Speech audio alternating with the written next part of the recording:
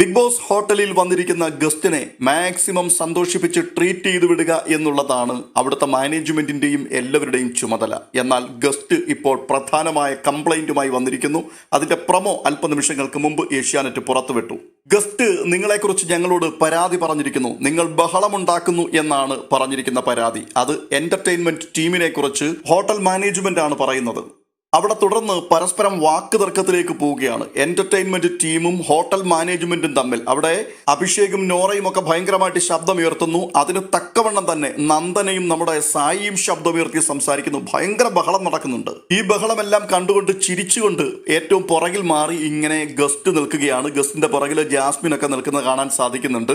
അപ്പോൾ ഗസ്റ്റ് ചോദിക്കുകയാണ്, ഇവിടെ ആരോടാണ് ഈ വഴക്കുണ്ടാക്കുന്നത്? അപ്പോൾ പറയുന്ന മറുപടി ഇങ്ങനെയാണ്, ജാസ്മിൻ, ഇവിടുത്തെ മുതലാളിമാർ എന്റർടൈൻമെന്റ് ടീമുമായിട്ടാണ് ഈ വഴക്കുണ്ടാക്കിക്കൊണ്ടിരിക്കുന്നതെന്ന്.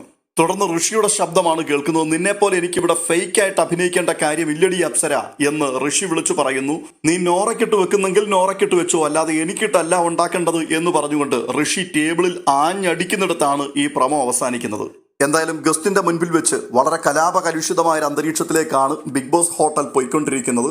സംഗതിയുടെ വ്യക്തത നമുക്ക് ലൈവിൽ കാണുമ്പോൾ മാത്രമേ മനസ്സിലാക്കുവാൻ കഴിയുകയുള്ളൂ. ലൈവിൽ അത് കണ്ടതിന് ശേഷം അതിന്റെ അപ്ഡേഷനുമായി വീണ്ടും എത്താം.